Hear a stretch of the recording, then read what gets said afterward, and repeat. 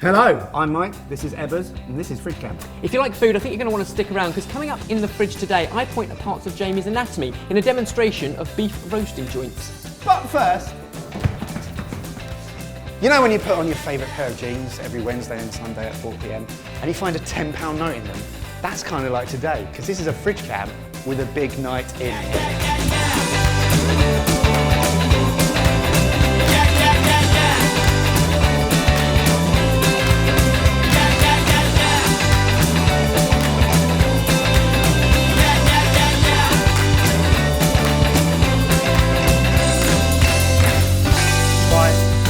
Oh, kapow! I'm impressed. So what we have, a nice roast beef, top side, polenta crusted herby roast potatoes, maple mustard carrots, Yorkshire pudding, and a phenomenal gravy.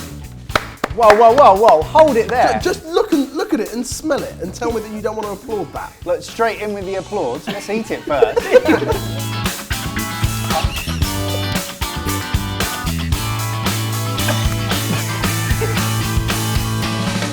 Cheers.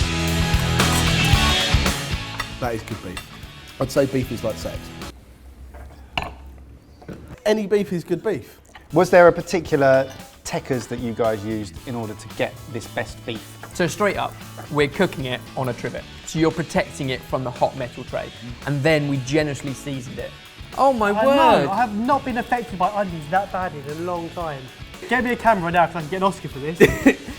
So this is top side. Relatively lean, but it has that kind of layer of fat on one side. Rub it in a little bit of oil and put it on top of our trivet. And then we bake it. We're gonna look for about a medium in the middle. High oven, Yep. 240 for about 20 minutes. That'll give you a nice color. Then turn the oven down to 200 and give it between 10 and 15 minutes per half kilo. And we used a temperature probe because we wanted the biggest bit of the beef to be about 50 degrees, because then by default you have some more well done if people want that, but the rest is perfect and it's got to rest a good 45 minutes. This is the first time I've had a roast dinner where I've wanted to eat carrot. I like that you've gone for the full carrot rather than having to go down that decision of battens or circles or what. But we still did make a decision. We tapered. James is the only carrot top in this studio. You then want to parboil them, take them out of the water, and throw them in a frying pan with a shot of olive oil and start to burn. Yeah, you want that kind of blackening char, because that's where the flavour comes, and then brush them.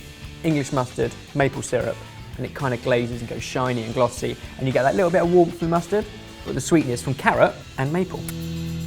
That gravy is nice. So you take the roasting tray out, and while your beef is resting, you've got all that trivet and roasted veg, you've got all the juices that have dripped out of the beef. That you put on the stove, sprinkle over some flour, mix it all in, because the flour will just start to help to thicken it.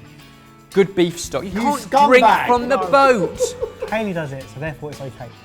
That's not okay. It's drinkable though. It's very good. And the reason is good beef stock, and then right at the end, once it's bubbling away, strain off all the veg, and then you add a little bit of mustard, and literally like a tablespoon or two of cream. Tiny bit to enrich it, literally a tablespoon or two. Thing is though, you cannot have a roast dinner without roast potatoes. How do they rate? These are amazing. These These are the best roast potatoes I've ever had. What's on the outside? So instead of basically peeling them and parboiling them, skip that step, peel them, then basically cut them up, stick in a pan with salt, pepper, oil, and then polenta. And then these are gonna roast in the oven when the beef comes out for about 45 minutes. For the first time ever, I'm going to put polenta on my shopping list. Listen to how crispy those are. That's your polenta.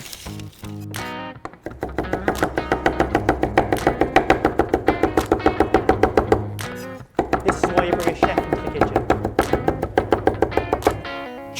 Now we're going to use parsley, rosemary, sage, tarragon and thyme. A little extra drizzle of olive oil if it needs it. Chop down. And lastly, I don't think you can have roast beef in England Any roast. without that pudding from the Yorkshire Dales. It's made from 3 ingredients: flour, eggs and milk. Oh, 4 ingredients, beef dripping, and that's where it gets good.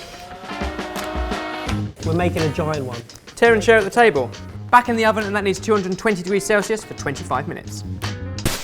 Marianne, best of friends. Not gonna lie, in this episode, Mike looks like Captain Guyliner from Once Upon a Time.